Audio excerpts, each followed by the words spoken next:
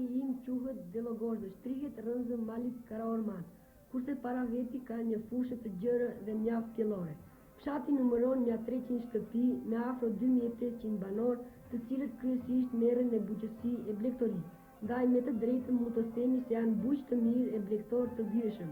Ata në përpunimin e tokës përdorin mjete të reja agroteknike, kështu që vetëm në sektorin privat gjenden parafërsisht një 50 traktor, 3 kombajna, disa kamiona dhe maqina tjera, ndihmëse bujqësore. Prandaj fshatarët tanë të vyeshëm me ndihmën e komunës së Strugës dhe vetë kontributi që kanë dhënë, ka heri kanë zgjidhur shumë çështje të komunaleve. Rrymën elektrike sollën në fshat qysh gjatë vjetëve të para pas çlirimit. Ujësjellsin e ndërtuan para 7 vjetëve, kurse rruga e asfaltuar që lidh një varg fshatrash me Strugën arrin deri në Delogozhdë. Prandaj mund të themi se fshati jon në përgjithësi ka ndryshuar shumë. Ka pasur një transformim të plotë. E vjetra është zëvendësuar me terrene, shtëpitë e shumta që po ndërtohen në kohët e fundit dhe pajisja e tyre me mjete bashkëkohëse të ambisnisë, si dhe orendive tjera shtëpiake, mandej radioaparatet e televizorët flasin për një standard më të lartë të fshatit tim. Por një pjesë e mirë e fshatarëve tonë gjenden në punë të përkohshme në botën e jashtme.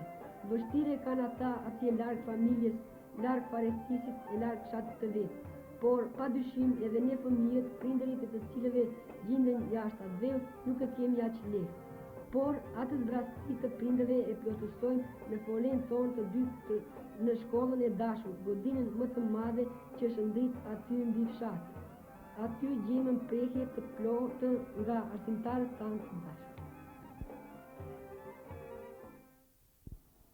Ishte ky një shënim i shkurtër për fshatin Delogozhdë, një hartim i bukur nga Adidani, nxënës i klasës së 8 të shkollës fillore qendrore Bashkimi, me të cilin e filluam edhe reportazhin ton. Kurse këtu pranë nesh kemi drejtorin e shkollës shokun Osman Sjela, i cili shkurtimisht do të na njoftoj me përfshirjen e nxënësve të këtij rajoni, kuadrin arsimor, lokalin shkollor, si dhe suksesin e shkollës në tërësi. Shoku drejtor, urdhroni.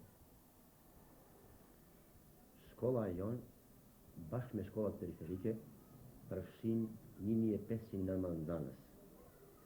Kështu që në këtë territor të komunës sonë, është përfshirë 100% numri i fëmijëve që duhet të ndjekin shkollën fillore.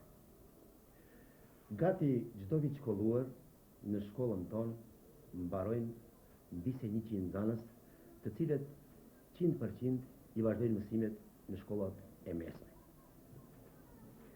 Në këtë shkollë qendrore punojnë 61 arsimtar, prej të cilëve 25 mësimdhënës dhe 36 mësues. Prej këtyre 29 punojnë në klasë të larta, kurse 32 në klasë të ulta. Numri i arsimtarëve të pakualifikuar është i vogël. Të gjithë arsimtarët që nuk kanë kualifikim të duhur janë të regjistruar me korrespondencë në akademinë pedagogjike dhe gati që të gjithë janë para diplomimit.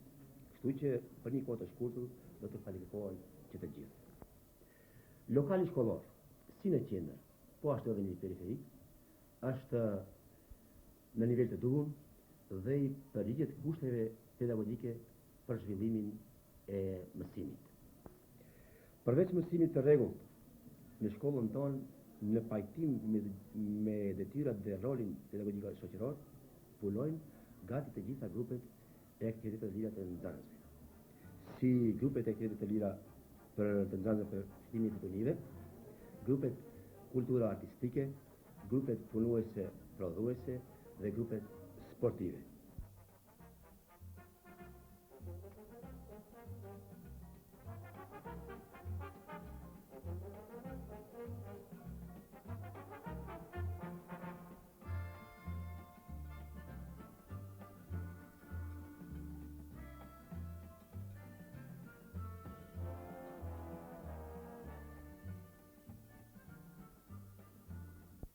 Pra në shkollën sonë me sukses punon edhe grupi Letra Naim Frashëri.